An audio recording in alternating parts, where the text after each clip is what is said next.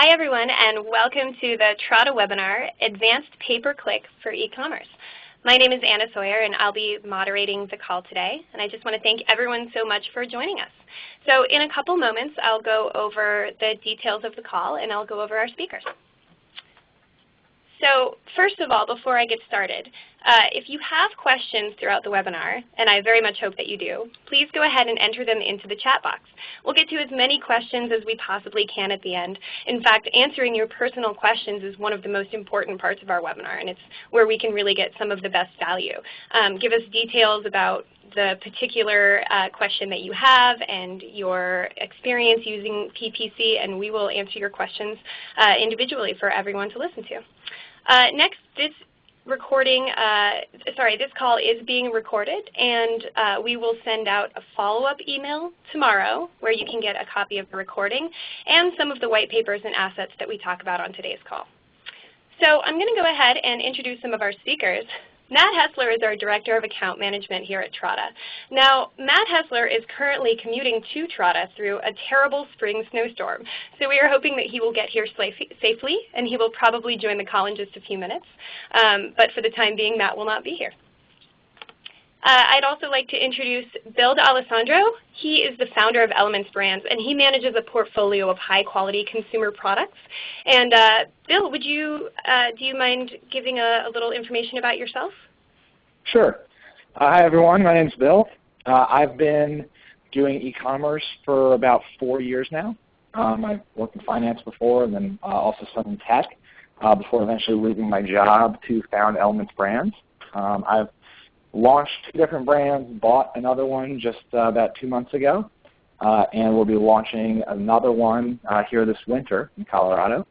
And I do all my PPC with Trada. So I tried it. I've done it before on my own. I've also done it with Trada. I've also worked with some outsourcers who I've tried to hire to do PPC for me. So my experience in PPC is run the gamut, and I spend all day, every day doing e-commerce. So. Great. Thank you so much for being here, Bill. And everyone, as you are listening to the content today and thinking of questions, please keep in mind that Bill is one of those been there and seen it all kind of marketers. And so questions directed towards him, he would be happy to answer them. He has a lot of experience, and he's here to share it. So he's really our star of the show today. And I'm Anna Sawyer. I'm the head of content here at Trada, and I run our webinar program. So everyone, thanks so much for being here. If you would like to tweet today about the webinar, tweet something that you learned in today's webinar using the hashtag #EcomPPC, and one of you at random will win a $25 Amazon.com gift card. So let's talk a little bit about what we are here to talk about today. E-commerce in PPC. If you're under pressure to drive more sales, as I'm sure you are, here are what we perceive as being the really sort of hot topics about what you should be concerned about today. Understanding your lifetime value and average order value. I'm quite sure that this is something that many of you understand, but we're going to really dig into what it means to understand your lifetime value and what that could mean for your paid search program. You may be able to compete with some of those bigger advertisers and not realize it. We'll talk about the idea of using additional conversion actions to combat a longer purchase cycle. We will talk about mobile, which is a topic that everyone is concerned about right now with the change to enhanced campaigns. And we'll talk about the very contemporary idea of going all in with automation. So I'm going to go ahead and just kick this right off by talking about lifetime value.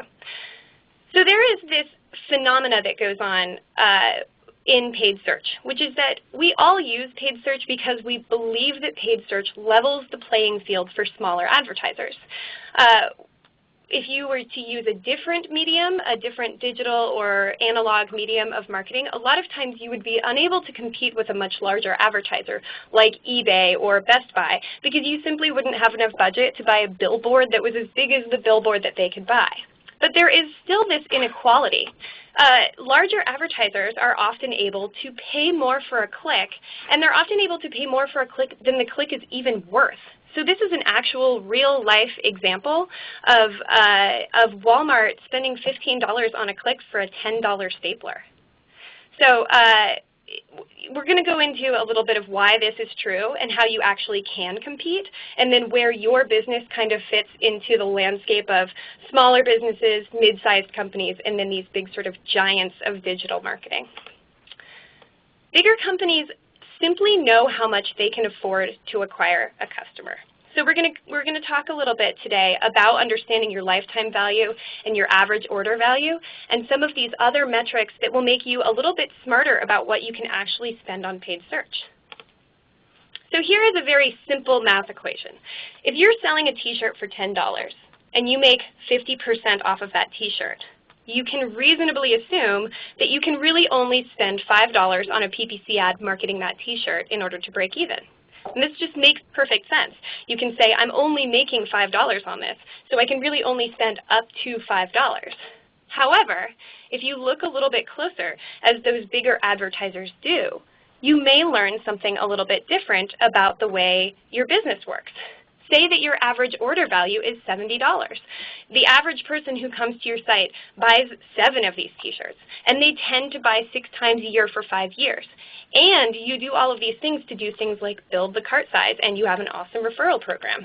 It's possible that your lifetime value for this customer is actually $1,200. Now, I'm not necessarily suggesting that you can afford to spend $1,200 to acquire this customer. And here comes Matt Hessler. He just walked into the room, everyone. Hello.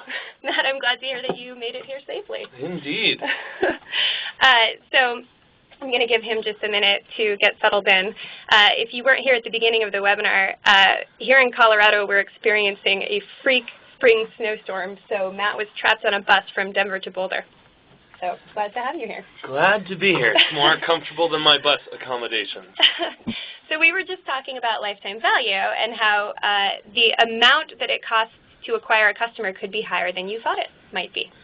So I was actually hoping that we could have Bill chime in here and talk a little bit about his experiences with lifetime value, because I know, Bill, from our conversation earlier, this is something that's very familiar to you.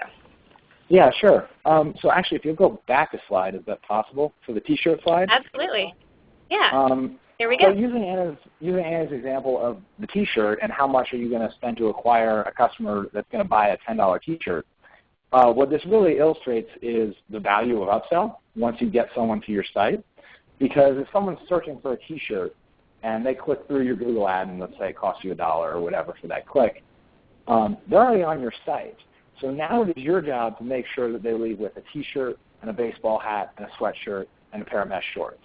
And so you can take that order value from the $10 t-shirt, get it up to that $70 order value, but you still only pay for that click once. It still only costs you $1 to get that customer to your site. So upsell and cross-sell on your site are totally critical. And I'll tell a story about one of my businesses, KP Elements, and you'll see if you Google it. It's a specific kind of skin cream for a skin condition. Originally, we launched this business. It was just one SKU. It was just a 4-ounce jar of the skin cream. Cost $35 with free shipping. And so I realized, I had all my math worked. I was acquiring customers profitably, but I wanted to increase my cart size. But I only had one SKU. So what I did is I sent an email out to my customers and I said, what other products are you using with my product? Are you purchasing other kinds of creams and lotions or pills or anything to also control this condition in addition to the product you're buying from me? And I found out that overwhelmingly the customers were purchasing shower scrubs from other brands at the drugstore to use with my product. And so I said, well, why am I letting them buy shower scrubs from Aveeno or from Dove or from anyone else? I should introduce a shower scrub, which is actually not that hard once you know how to make personal care products. So I worked with my manufacturer, and a couple months later, KP Elements Body Scrub, which you'll see on the site now.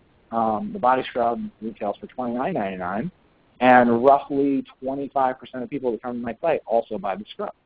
So since introducing the body scrub, my average cart has gone up on a blended average about $10 or $12, while my CPA is exactly the same.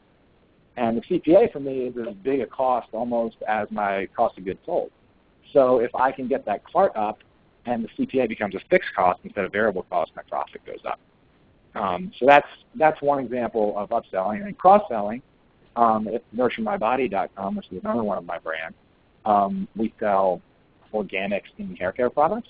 And on every product page, there's a tab for cross-sell, best used with.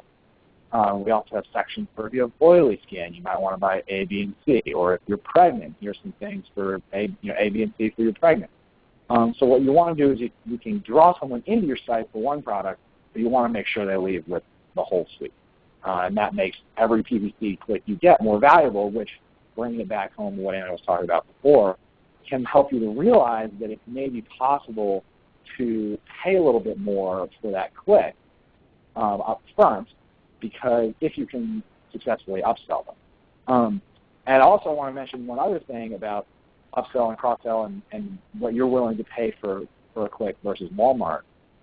Walmart and Target and all these people who are paying $15 a click for a $10 stapler, or whatever those numbers were that Anna showed, they have a really big advantage over you as an e-commerce retailer in that they've got stores all over.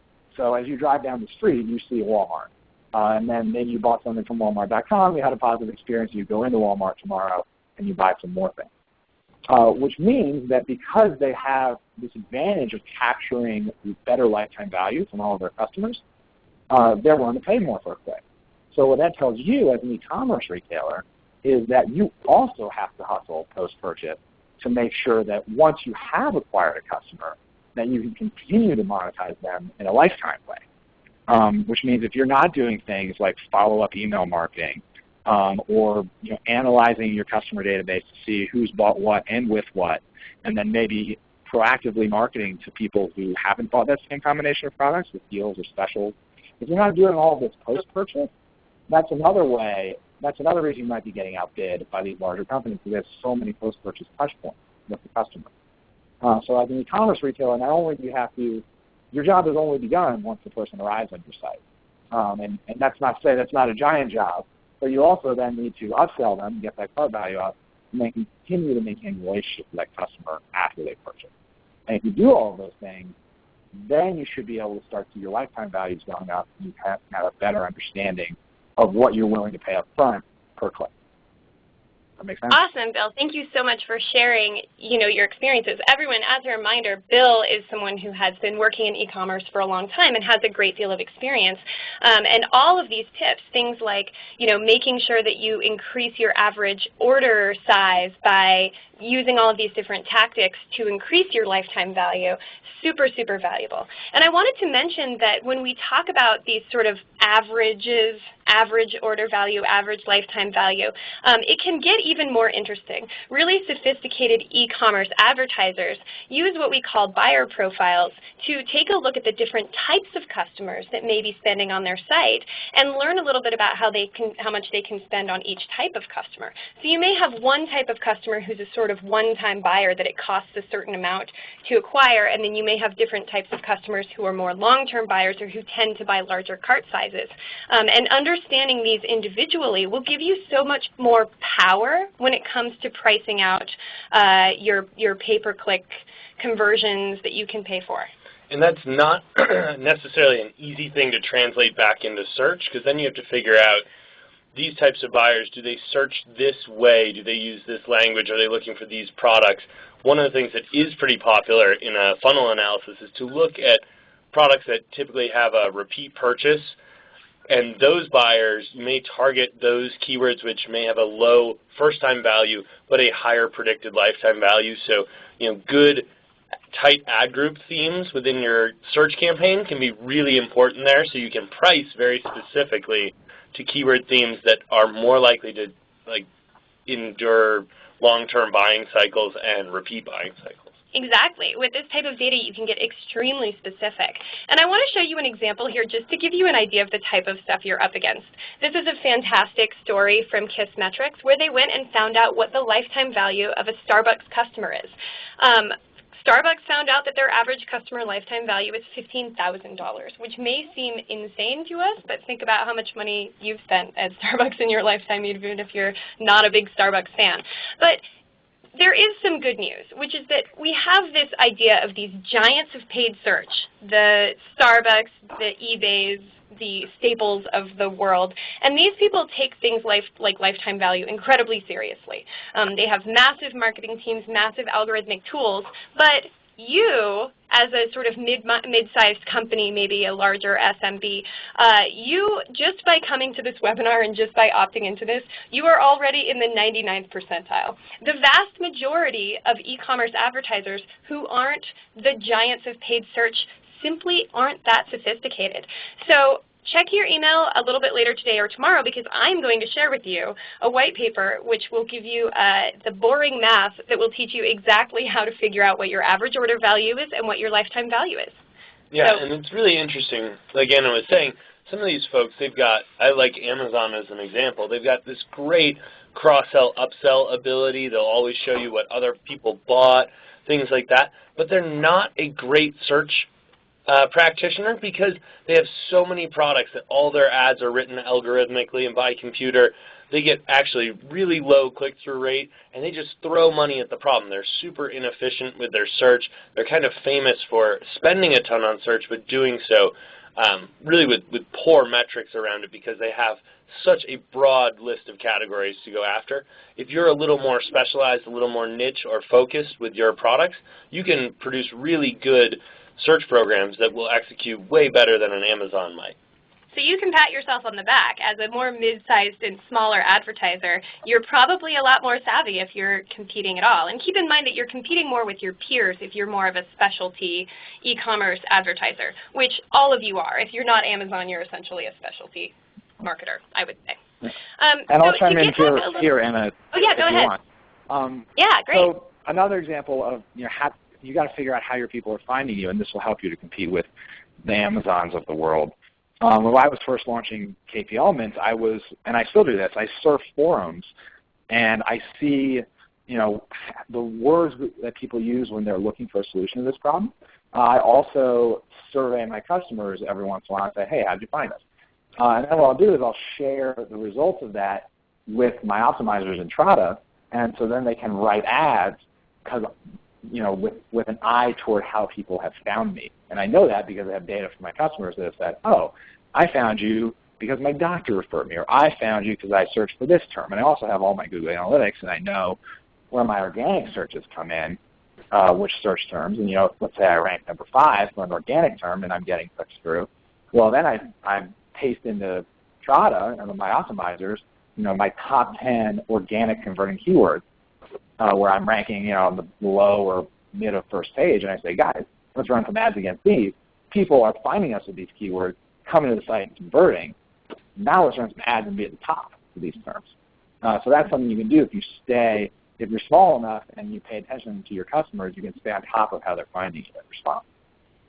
Such a great example of how being a sort of more mid-sized advertiser as opposed to being a giant means that you are closer to your customers, means that you can make more intelligent decisions with the sort of smaller budget that you may have, but in many ways you can be so much more competitive.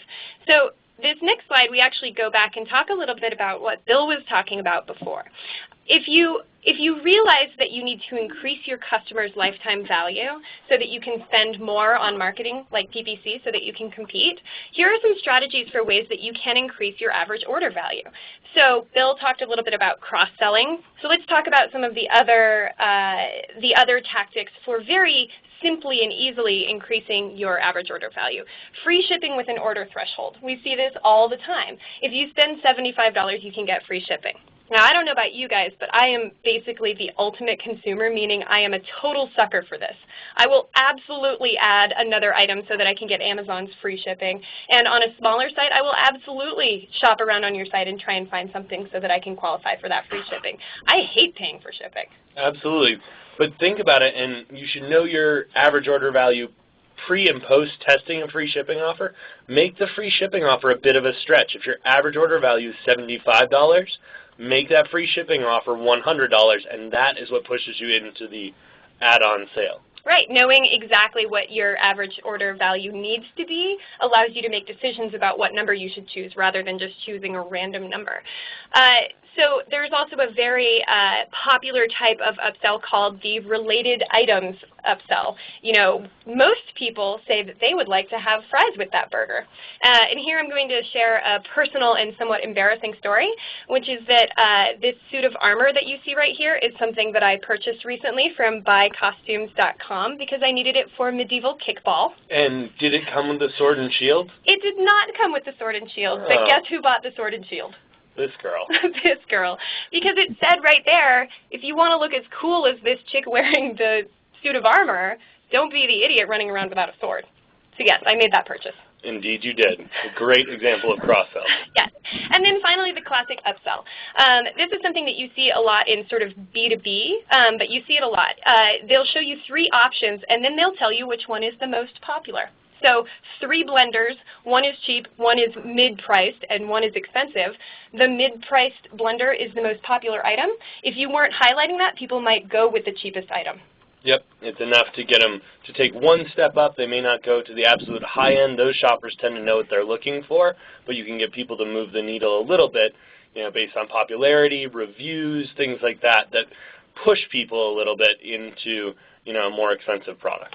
So I'd like to take a moment to do a little poll for everyone, and this is a little foreshadowing about what we are going to talk about next. So if you don't mind, please go ahead and click directly onto your screen. I would like to know how long your average purchase cycle is. So how long does it take from the time that someone first visits your website, that they first hear about what you're selling, to the time when they actually click the button? So if it's something that's immediate, people tend to literally come to your site and buy immediately. I'm interested to hear that. We often see purchase cycles that are longer than a month, and some products and some sort of B2B things end up being purchase cycles, and you can see them up to 6 months long, depending on the type of product that you're selling. So I'll give you just a couple minutes more here to fill these in, and then we will all get to look at the results. And I think it's really interesting because depending on the analytics tool you use, this can actually be really hard to measure. Something like Google Analytics, they typically use a last known refer methodology for attribution, and that makes it really hard to measure. So for some people, it's tough to have the data around this. Bill, it looks like you have a comment. Yeah, well, I was also just going to say, while we're taking the poll, I'll chime in on the previous slide that, you know, Matt had a really good example about making the free shipping a stretch. That has really paid off for me on one of my sites where I know the average cart is about $75. So I set the free shipping at about $97, and our average item price is, you know, roughly $30. So that tries to get you to add one more item than is the average cart, and that had a really positive effect on our average cart for that site as well. That's such a good point. Way to do it. Yeah, make it attainable. Yep. I'm actually thinking of the Clinique bonus time, which is when you can go buy products at the Clinique counter. And in order to get this massive array of few beauty products, you have to buy 2 Clinique items. You simply can't get there with only one. Yeah. Guess who always buys 2? This one right here. All right, I'm going to skip to the results. Oops. I didn't show the results. How do I show them? There they are. There they are. So really across the board here. Yeah. Pretty good variety. Sounds like a bunch of different purchase cycles represented in the audience, and a lot of folks that aren't exactly sure, and as we mentioned, it can be hard to measure. This has been a thing that we've really started to look at for our customers in Trada, and we support several hundred advertisers, and it's interesting, I would say it's probably less than 20% that had an idea of this going in, so it's an interesting conversation after the first month is to educate around that average purchase cycle and give them some click-to-conversion time data that really helps you understand your business. And okay, this user had to come back 3 times over, 7 days before completing the purchase. That means it's higher consideration. What does that mean for my landing pages? Do I need to provide more information? Maybe some comparison data. These are all great ways to get somebody over the edge if you can tell from the patterns that they have to do a lot of research to purchase. Give them that research all in one place so they don't have to leave the site and then hopefully find their way back. Yeah, some great tips from that on specifically how to combat a long purchase cycle. And here's one that we wanted to specifically talk about today, which is the idea of adding an additional action where you collect information. So there is some concern that adding an additional action where you say, collect an email for your newsletter or your blog sign up could dilute your overall sales conversions. That's a very real concern, and it's something that you should definitely measure. But at the end of the day, having that email address, if you tend to work with a customer who does go through a research phase or a customer who does spend a lot longer to buy, can be very valuable. And I know that Bill has a specific story here, I believe from just the other day, about how valuable having that email address is. Yeah. So, for example, one of my brands, Nurture My Body, is a very organic skincare brand. It all comes in recyclable packages. It's very safe, non-toxic, whatnot. So Earth Day is a big day for us. We have an opt-in list on our homepage. Several thousand email addresses. People, we send a newsletter out every once in a while. But we did an Earth Day sale yesterday. So I just logged into MailChimp, threw together an email with a coupon code, 15% off, hit send, and nearly $10,000 came to the door. Collecting email addresses can be like collecting little gold coins. It never fails to shock me how when I send an email, instantly within 60 minutes, it results in a huge sales spike. I did it when we launched our body wash that I mentioned earlier. I sent an email out to everyone who had ever purchased, and I said, hey, here's a new complimentary product. You're an existing customer. Here's a coupon for 10% off if you'd like to try it. Huge day. And very, very few opt-outs. And we can do a whole other webinar on email marketing. But suffice it to say, if you can collect an email address, it really, really can be worth a lot of money in the long term as far as repeat purchases. It's just amazing. You click a button and the money comes in the door. It's great. And Bill, what I like about this example is it covers two things. One, that can address someone in the first-time purchase funnel, right? They are doing 5 to 7 days of research and you happen to hit them with a follow-up email. It also is great for your overall lifetime value, where that could have been a long time ago customer and they had a good experience with your products the first time. That next email costs you very little to send and results in return sales, and that all helps to grow that LTV. And for those of you who are Matt, that even reminds me of just a couple emails I got from customers yesterday that said exactly what you just described.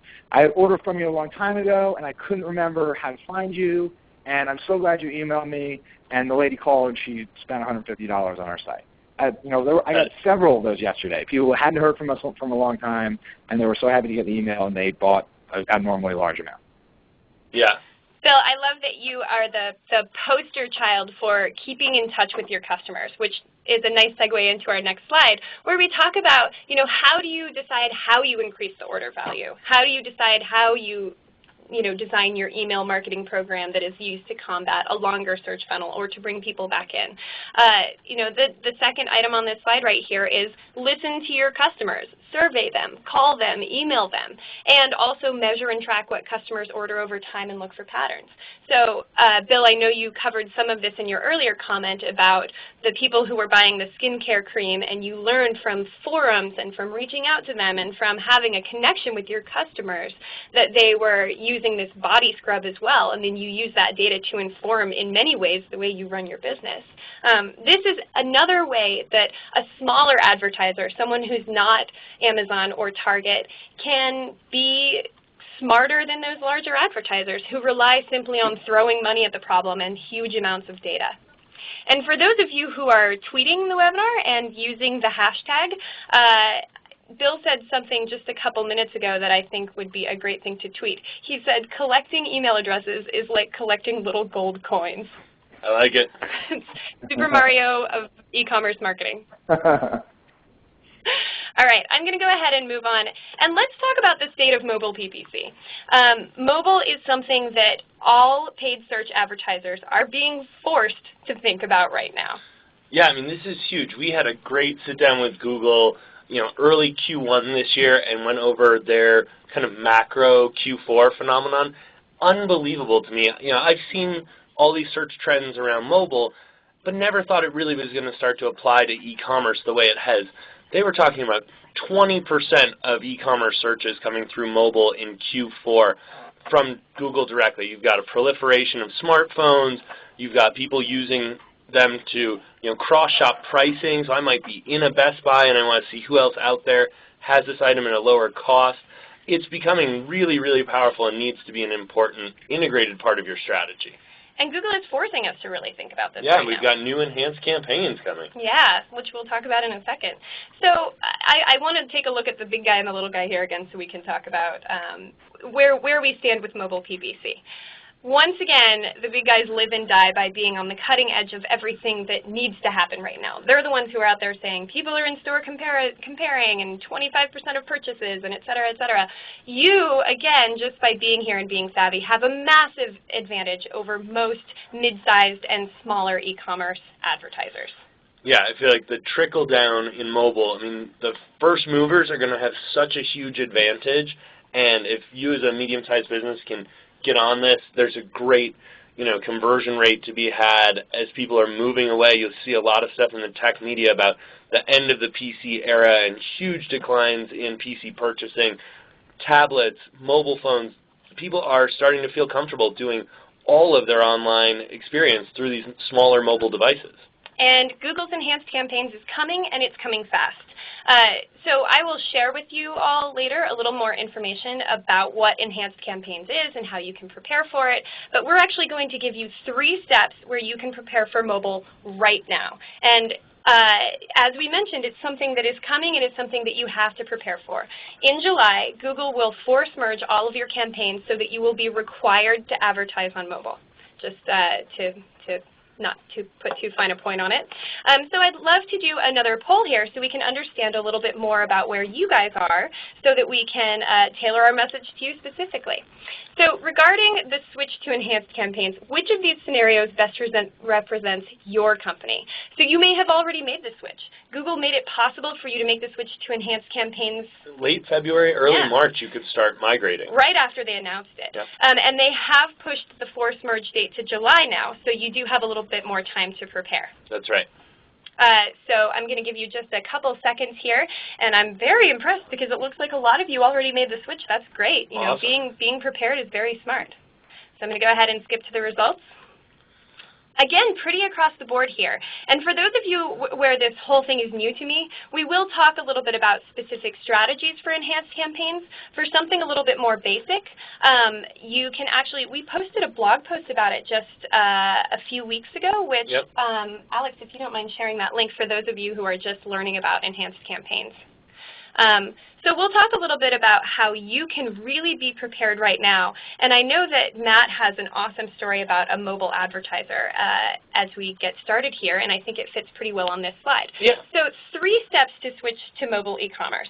The number one and possibly the most important thing is if you are selling things on your website and you want to advertise on mobile, and you will have to advertise on mobile, you need to make sure that your site works on mobile. Not only that it works, but that it looks good and it's designed for conversion. You probably spend a lot of time making sure that your website is designed to make it easy for a user to convert.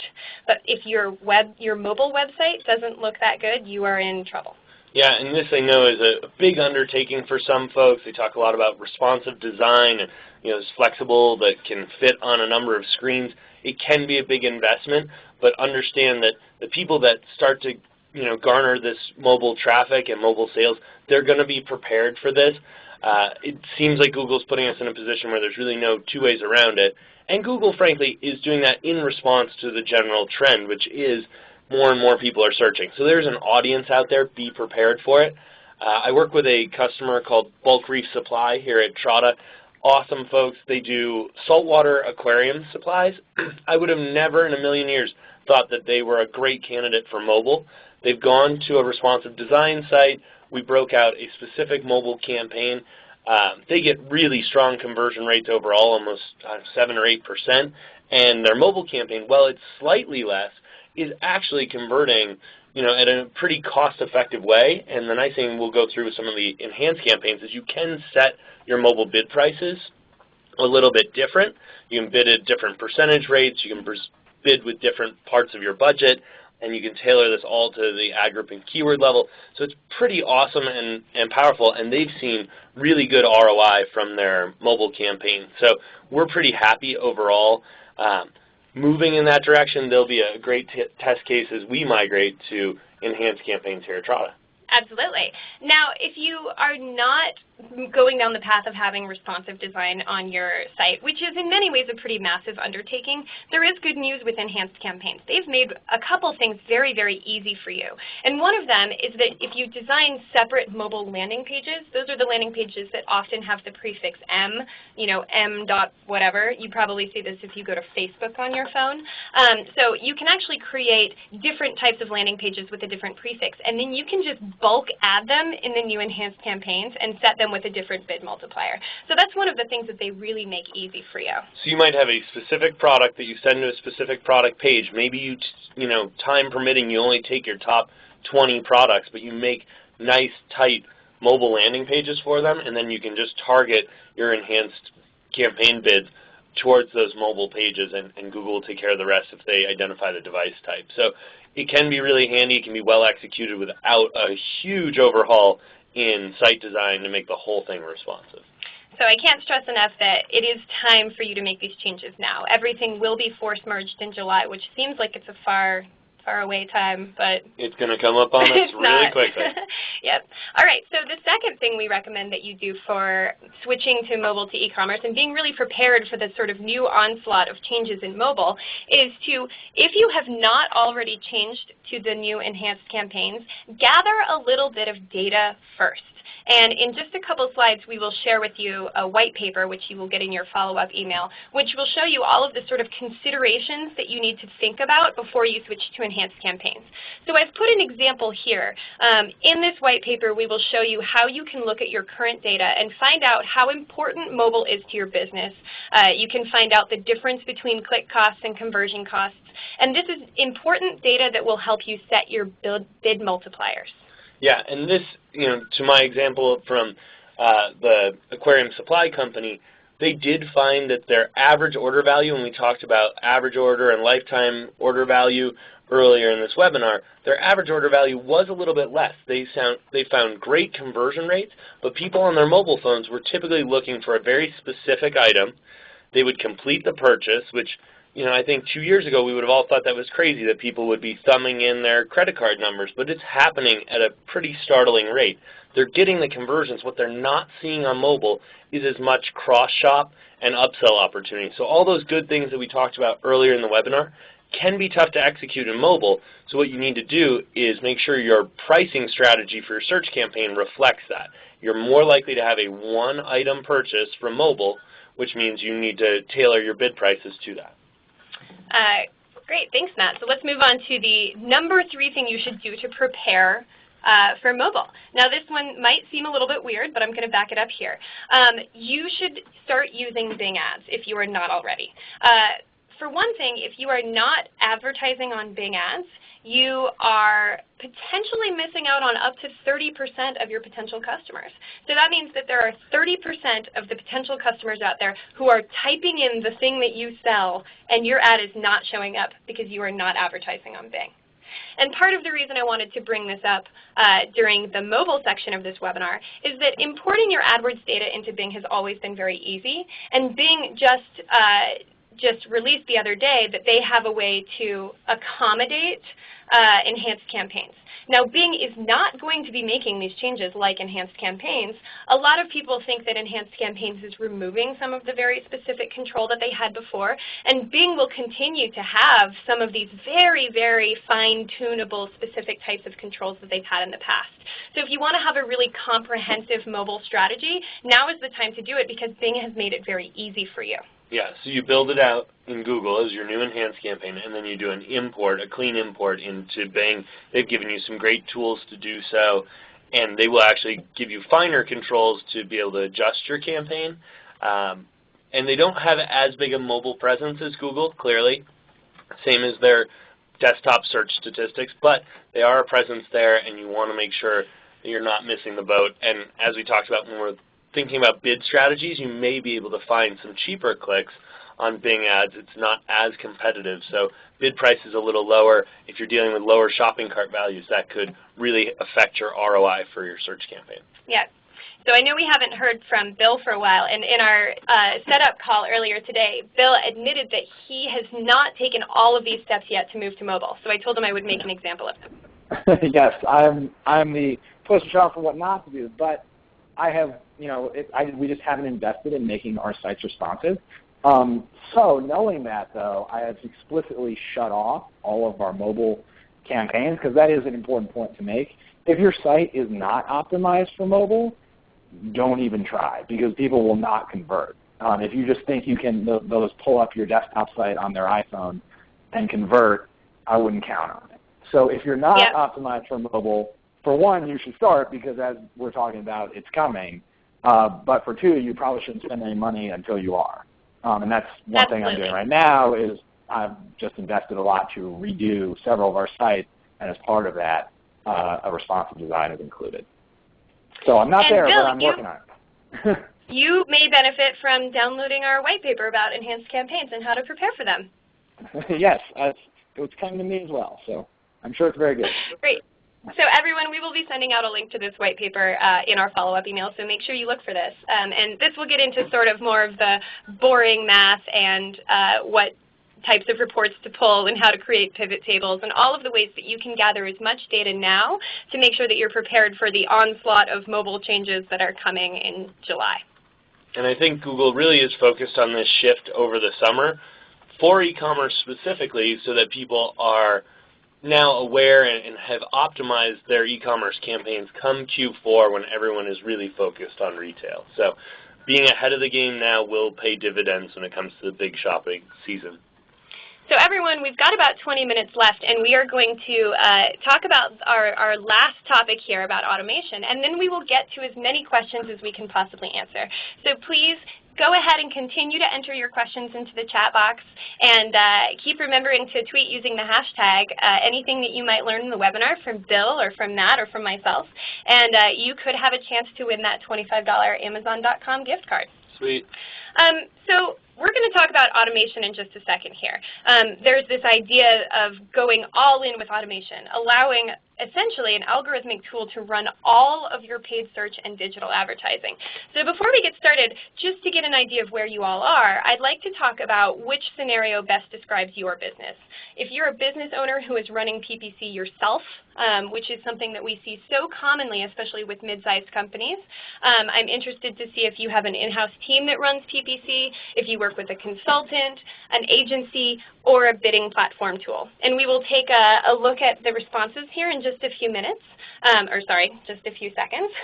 But in the meantime, I'd like to talk a little bit about how there is within the last 2 years, but specifically within the last month or so, there's all of this press about automation. Go in, all in on automation.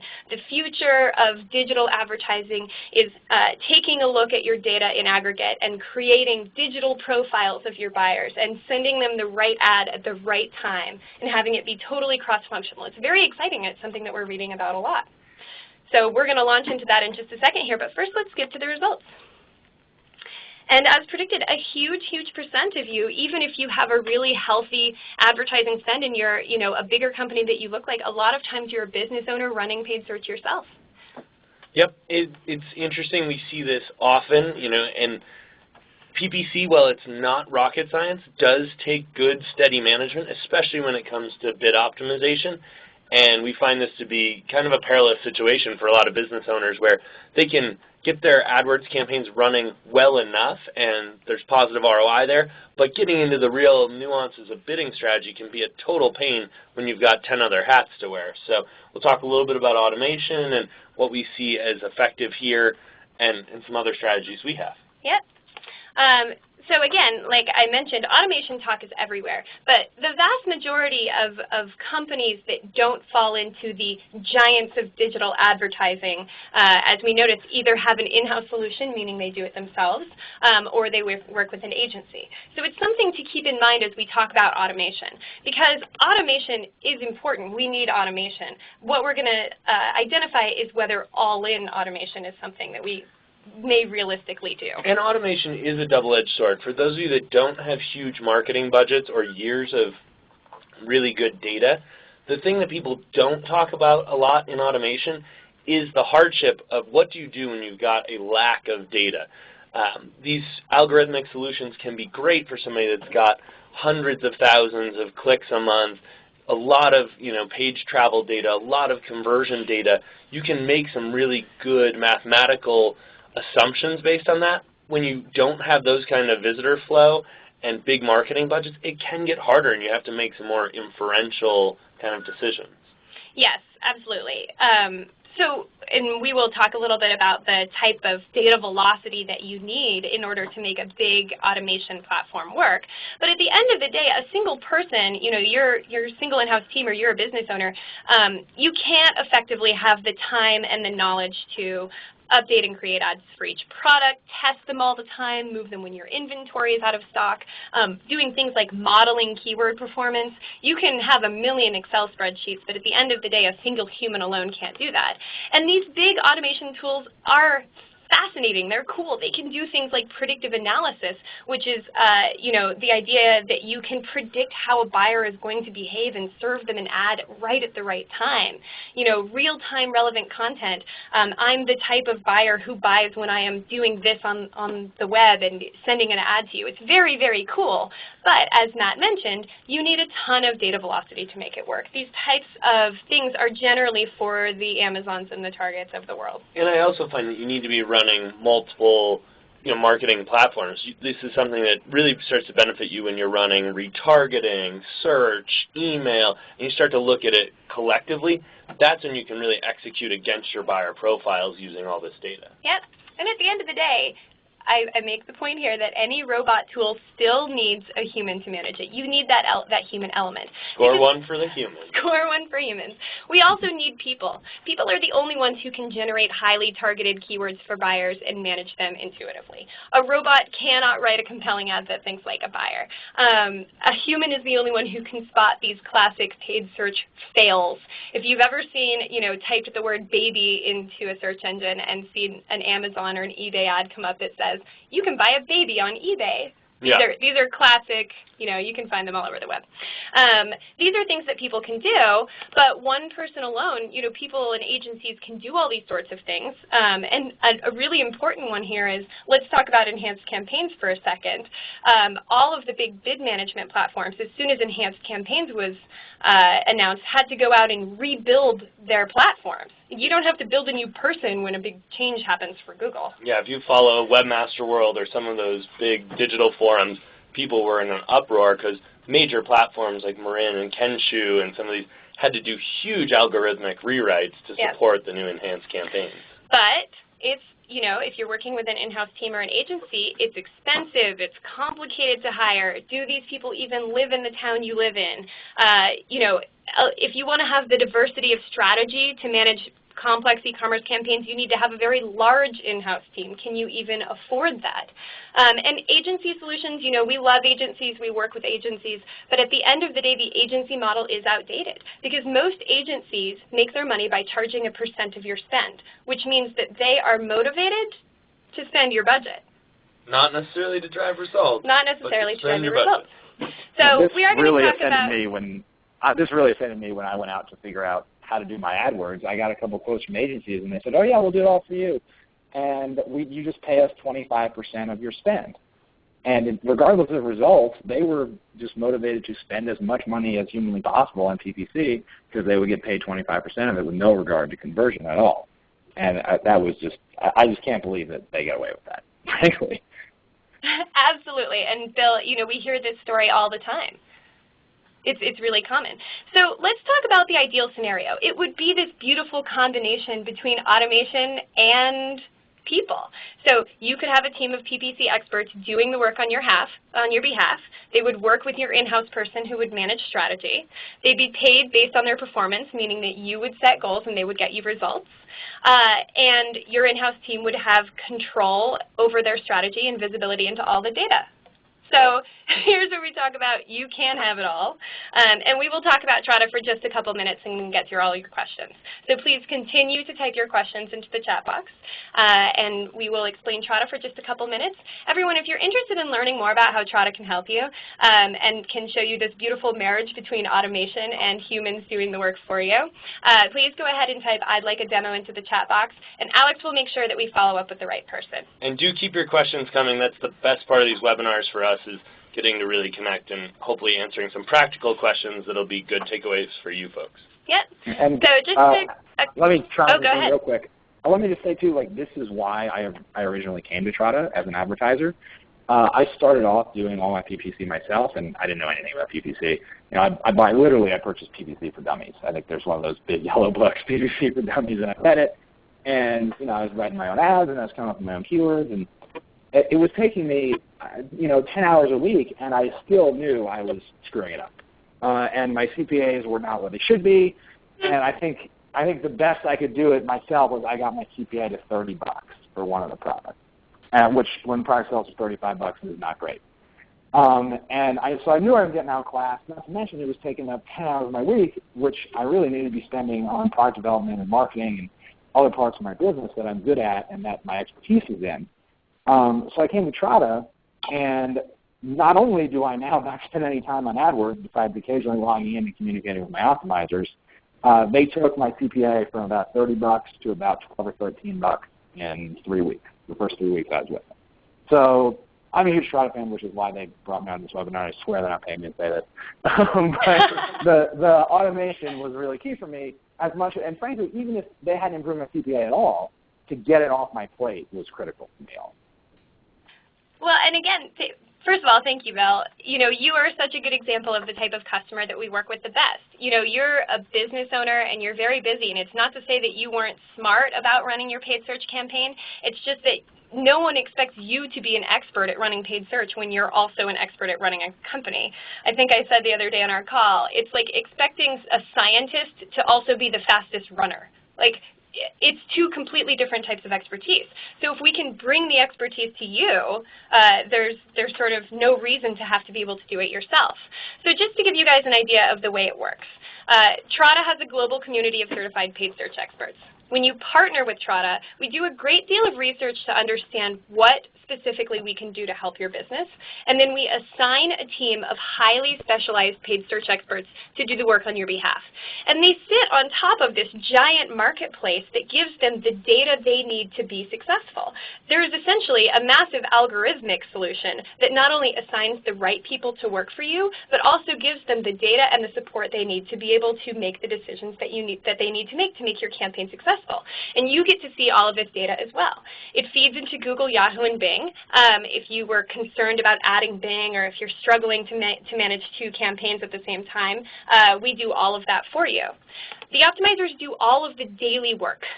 They create and test targeted ad copy, they do keyword lists, they manage bid prices, and they do this constant research and optimization over the lifetime of your campaign.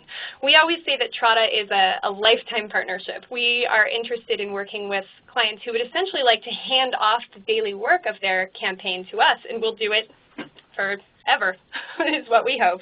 And you also have a dedicated account manager who works to help you with strategy and is your sort of liaison between you and your optimizer team. Now, we have tons of mechanisms in place to make sure that the optimizers do the work that you want them to do. The number one thing is that they are paid based on their performance. You work with us to determine a CPA price, and then they work to beat that price. It's as simple as that. And this is the sort of difference between us and the traditional agency model, is that they are charging a % of marketing spend, so they are motivated to spend your budget. But at the end of the day, Trada makes money when we beat your goals. And I think that part is really powerful. Obviously everything we talked about in this webinar, you've now done the analysis, you understand the lifetime value of your customer, you want to get aggressive out there, you don't have the time and the resource, you come to Trada with an idea of what that LTV is, what a profitable CPA target's going to be. We work to verify that we think that goal is achievable. We assign those optimizers based on their history, so they've had success in e-commerce, maybe in a vertical that is your vertical or a vertical similar price points, and they get to work generating those keywords, generating the ad copy, doing all the bid management, sitting on top of this marketplace platform that we've built for them, you retain all of your control. So you're looking at all that, you're approving the content. You feel like you've got enough hands-on without having to roll up your sleeves and do the actual dirty work of the search. And who are our customers? We work with e-commerce and lead gen providers, and we work with that sort of underserved mid-market space. So we don't work with really, really small SMB advertisers because they simply don't have enough data velocity for our optimizers to make good decisions. And we generally don't work with those big Goliaths of paid search either because they have this immense amount of data they can use to use these algorithmic tools. So we work with clients who are in the sort of mid-market space. You can go to our website and see all of our many, many case studies. And I'd like to wrap this up so we can get to your questions. We'd love to take a deep look at your current PPC campaign and show you where we can make changes using the power of our human crowd. So if you'd like to learn more, just go ahead and type "I'd like a demo" into the chat box, and we'll make sure to set that up for you. So everyone, we only have a few minutes left, but I am probably going to go a few minutes over. I apologize for those of you who don't have enough time to stay, but I want to answer some of your questions. So check your email either late today or tomorrow, and you will get the 2 white papers that we talked about on enhanced campaigns and understanding your lifetime value. And you'll also get a recording of this and the slides and basically everything you could ever want to learn more about how to run your e-commerce campaign using paid search. Let's do some questions. Yeah, let's jump into the questions. All right, All so right. I am going to, yeah, let's jump into the questions. So I'm going to send the first one over to Bill and then get organized with the rest of the questions. Nick wants to know, does Bill have any tips for where to spend time and budget if we have a small team and a lot of products? Hey, Nick. So my specific expertise, I tend to focus more on single or lower. My biggest site has, I think, 30 SKUs. So I don't have a ton of experience in the 20,000 SKUs realm. But if I do have experience being a small team. I didn't mention at the beginning of the call, but I do about $500,000 of revenue a year, and it's just me. I'm the only person. Everything else is outsourced. So I'm kind of the ultimate example of small team. And my budget was not very big either. I think when I started with Strada, I think they require you commit to a minimum of $3,000 a month, but I didn't spend all of that. There just wasn't enough traffic. So it was, and plus, if you're spending your budget and you're converting and you know how your math equation works, you'll spend as much money as possible.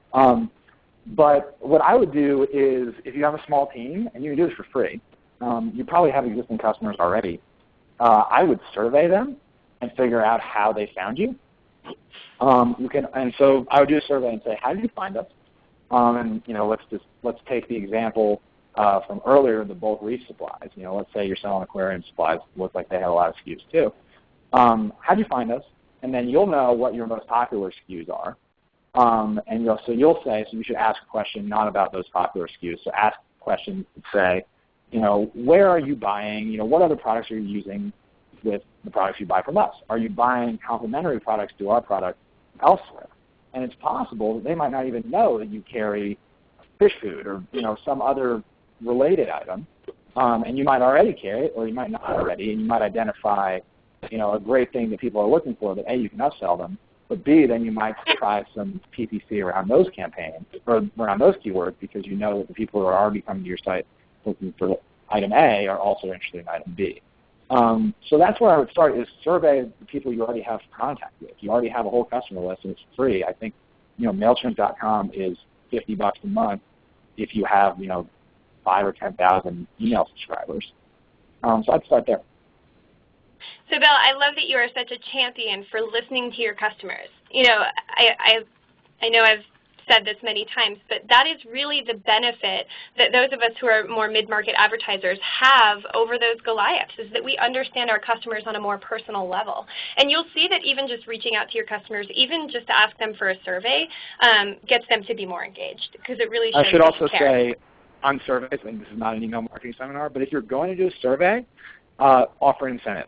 If you complete the survey, here's a $5 gift certificate to our store or something like that. It increases your survey rate, your survey response rate, but it also really decreases the number of people that mark your email as spam. So always offer agree. incentive if you do a survey. And those $5 gift certificates usually turn into $30 purchases, so it's win-win all around. Driving traffic back to your Especially site. if you've Love got it. free shipping above a certain amount. There you go. So this next question I'm going to send over to Matt. So are you saying we should just prepare for enhanced but not make the switch until we are forced?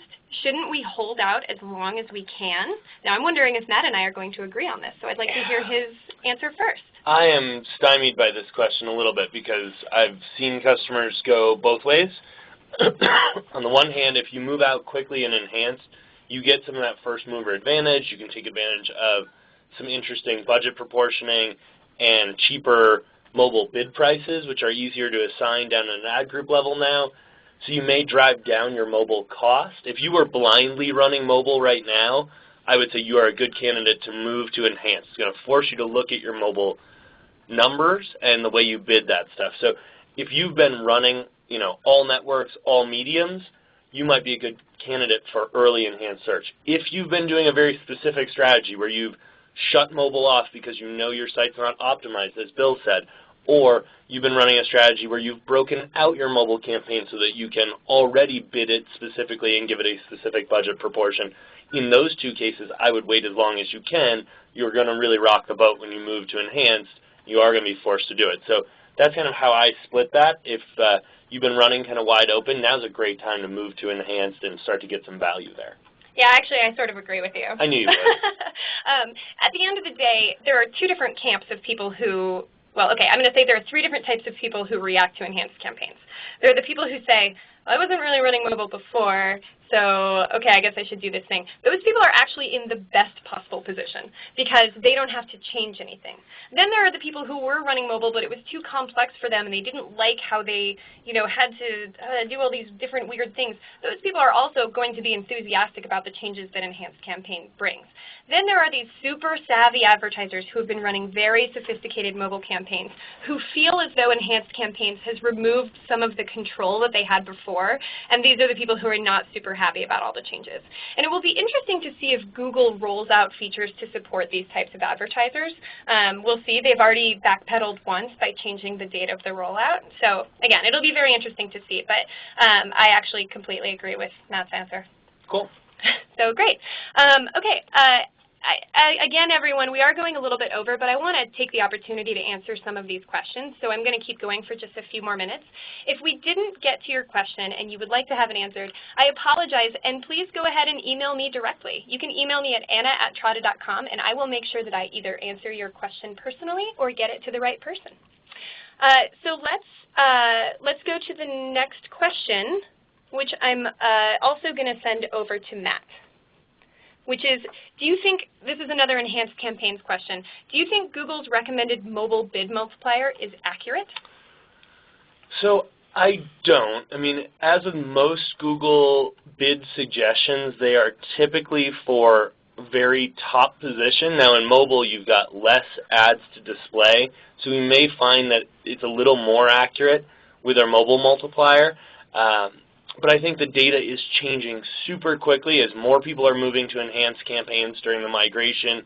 Bid prices are shifting day by day, so I wouldn't put a lot of stock in that set it and forget it mobile multiplier. I would use it as a bit of a starting point and really watch those mobile bid prices, because I think in the coming months you're going to see a ton of fluctuation, especially depending on what vertical you're in, but overall I wouldn't trust Google's tools for necessarily a set it and forget it. If you're a hands-off campaign manager, mobile's actually one of the places I would tell you to focus your efforts, because you're going to see a lot of volatility there. Great, thanks, Matt. So this next question I'm going to send over to Bill first, and then I may ask Matt to comment. So Bill, in your experience sending e-commerce traffic from Google, do you think the landing page should be a product page or a category page? So say someone's looking for skincare products. Do you directly send them from the ad to the skincare product you think is the most relevant, or do you send them to a category of skincare product pages, or do you do both? Good question. Very good question. I think, as with most good questions, the answer is it depends. It depends on, I think, what your keyword and what your ad is. To use my own example, if my keyword in my ad is organic shampoo, I should send them to the organic shampoo product page. If the keyword is organic skincare, then I'm going to drop them on the category page for all of my natural moisturizers or something like that. And it also depends on the nature of your product. So the one product, KP Elements, it requires a little bit more of an educational sale. Like, hey, what is this condition? Do you have it? Let's learn a little bit more about it. Let's learn how to treat it. Now let's buy this product. So that's a little bit more of an educational sale. So you got to put yourself in the mind frame of your customer and think, how does somebody make a buying decision on this product? So for KP Elements, I know that I need to walk them through a funnel of education and then sale. So in that case, I'm going to drop them at the top of the funnel, which in my case is the what is KP page, where I educate them about the condition. For Nurture My Body, I don't really have to educate somebody about what a shampoo is. So I'll drop them on a product page, or be more likely to drop them on a category page or a product page as opposed to like a content page / landing page. I'll drop them on the category or a product page because I know that now I just have to sell them this one, not educate them as to why they need it.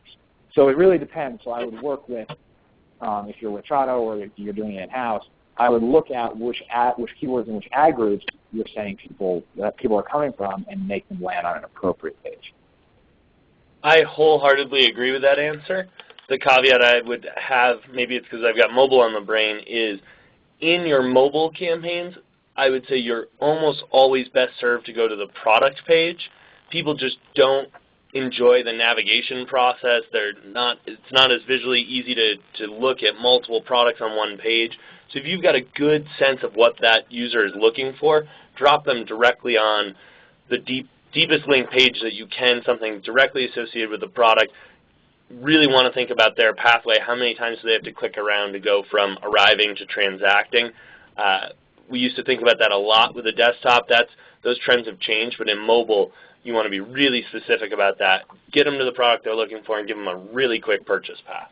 Definitely. The example that always comes to mind for me on mobile is Groupon. I don't know if you guys have ever bought a Groupon in Safari on your iPhone, but it is mind-bogglingly easy. You arrive at the Groupon page, and I think you tap once, and you have spent $30 or however much it was. It's amazing. So look at Groupon's mobile site. Yeah, it's fantastic. Absolutely. It's a great example. Yep. I have a lot of Groupons. All right.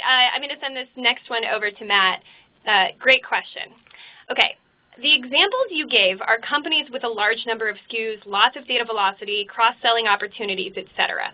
We are a startup boutique firm with only 4 products. Would PPC and enhanced campaigns work for us?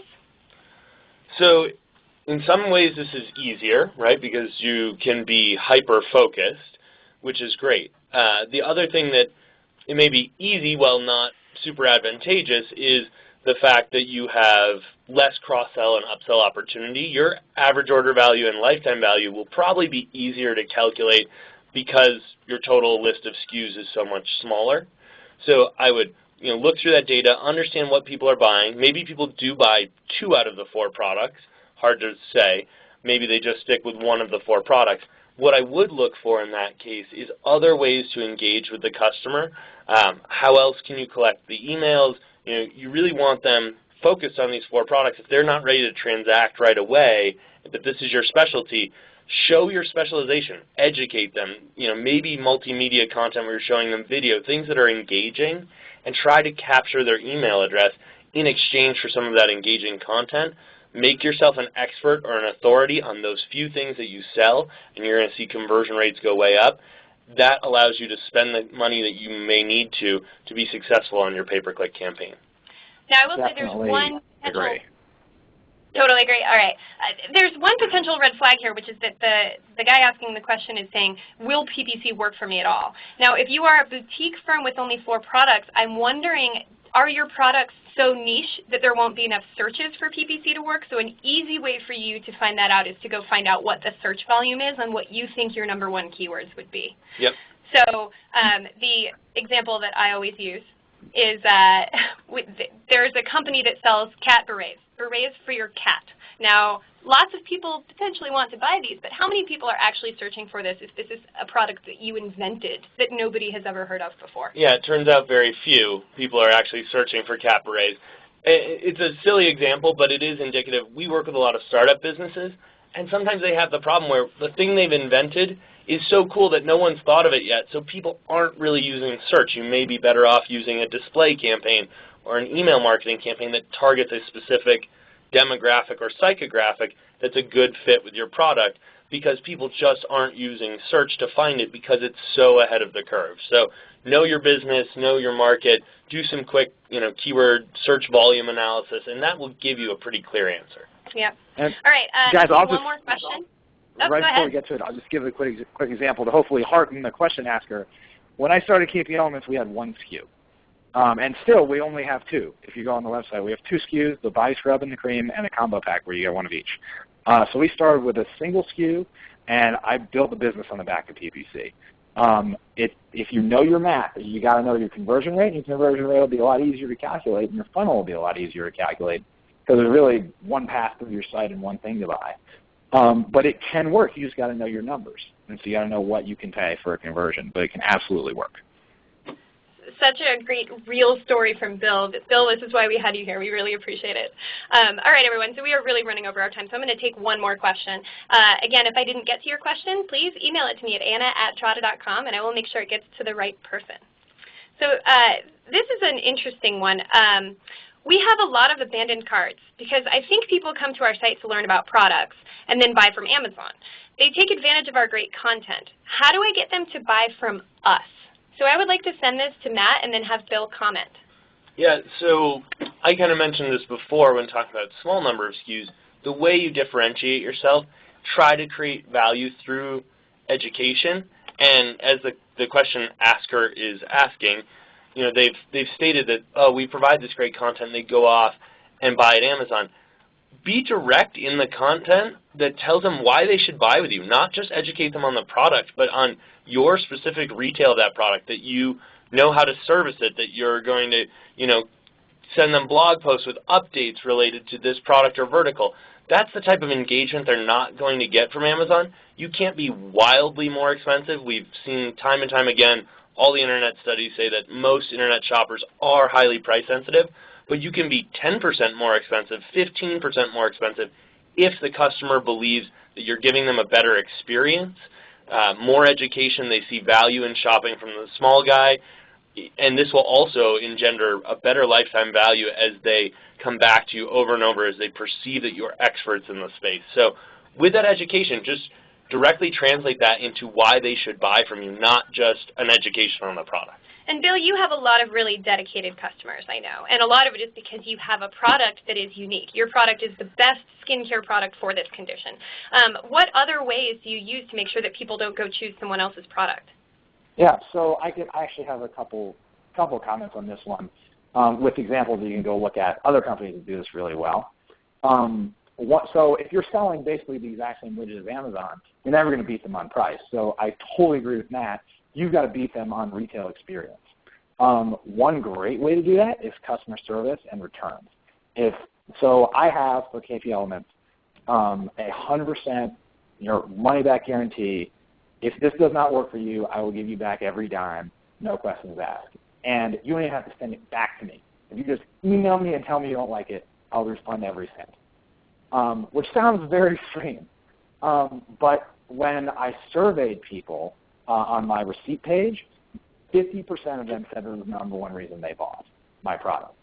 How many people do you think actually utilize their guarantee? My return rate is just under 3%. So wow. 50% of people are buying it because of the money-back guarantee, and only 3% of people are actually exercising the guarantee. So you can do something like that where you can increase the confidence that they have in buying with you. A company that does this really well is bonobos.com. They sell men's pants and shirts, and their clothes are also awesome, but their customer service is top-notch. If you have any problem, they express you a new one before you even return the defective one to them. They're great. They answer the phone. They're fantastic. And I buy from them as much because of their customer service as because their pants are awesome. So that's another way you can compete with Amazon. People might be willing to pay a few bucks more to know that you stand behind this thing that you just sold them. The third way that you could also compete with Amazon, and I don't do this personally, but I've heard from a lot of people that this works very well for them, is do some sort of loyalty program, allow people to earn points when they buy from you. And this is kind of a bizarre example, but the website undercovercondoms.com has a fantastic rewards program. Obviously, you can buy condoms from anyone, but if you buy them from Undercover Condoms, you accumulate rewards points, and you can redeem them for, obviously, money off your next purchase. And you could easily buy them from Amazon, but there's a psychology about accumulating points that people really want loyalty points. I mean, think of frequent flyer miles. Like, I'm sure you guys all book tickets, and you go out of your way or have even probably spent a little bit more on a plane ticket to fly your airline of choice so you get flyer miles towards status. And there's all sorts of things you can do around points. You can let people earn points for sharing with friends, or if they earn a certain number of points, you can give them early access to the next product you introduce. Or, you can begin to grade your customers by points. You can give people reasons to earn up to the next point level, and Amazon doesn't do any of that. So loyalty, various reasons to encourage people to come back and continue to buy from you, I have heard can be very, very powerful and something I'm looking at for a lot of my. Yep, great points about loyalty and a memorable example from Bill, who really knows his numbers. Bill, thank you so much. This is really why we had you on the webinar. You're a guy who understands his business so well that he knows what % of people actually use that money-back guarantee. And this is the type of advertiser that we see being the most successful across all digital marketing. Anyone who knows their own business that well is just going to be set up for success. So everyone, I'm going to wrap up. I want to thank those of you who are still around for sticking around so that we can answer some more of your questions. And Bill, I really appreciate you being here with us today. Thank you so much. Thanks, Bill. Yeah, glad to do it. Same for you, Matt. Thanks for being here. Thank you for trekking through that snowstorm to make it to the webinar. Glad I could make it. Everyone, look for my follow-up email. I will make sure to share all of the white papers with you, and also a link to the recording and the slides. If you have any questions or need anything from me, please go ahead and email me personally. And I hope we will see you next month for a very special webinar with Bing, which you will get some information about soon. Thank you so much, everyone. This is the end of the webinar.